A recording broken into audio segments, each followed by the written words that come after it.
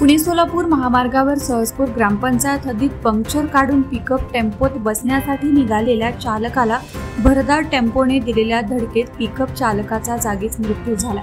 सहजपूर फाट्यावर आज 3 जानेवारीला पहाटे 4:30 वाजण्याच्या सुमारास ही घटना घडली। बाळू सांगळे असं अपघातात मृत्यू झालेल्या पिकअप चालकाचं नाव आहे। अपघात झाल्यानंतर टेम्पो चालक हा पळून गेला। मिळालेल्या माहितीनुसार सोलापूर बाजूकडून बाळू सांगळे हे पुण्यातील मार्केटला कांदे घेऊन निघाले होते। यावेळी पहाटेच्या वेळेस पिकअप पंक्चर झाल्यानं त्यांनी गाडी बाजूला घेऊन पंक्चर काढून घेतली। यावेळी सोलापूरच्या बाजूकडून भरधाव टेम्पो चालकानं पिकअप चालकाला जोरदार धडक दिली। दरम्यान यावेळी टेम्पो चालक न थांबता त्या ठिकाणावरून पळून गेला। अपघात झाल्यानंतर पळून जाताना एका 4 गाडीला तो घासून पुढे निघून गेला।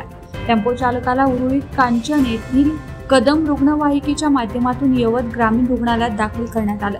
मात्र उपचारापूर्वीच बाळू सांगळे यांचं निधन झाल्याचं डॉक्टरांनी घोषित केलं। या प्रकरणाचा पुढील तपास यवत पोलीस करत आहेत।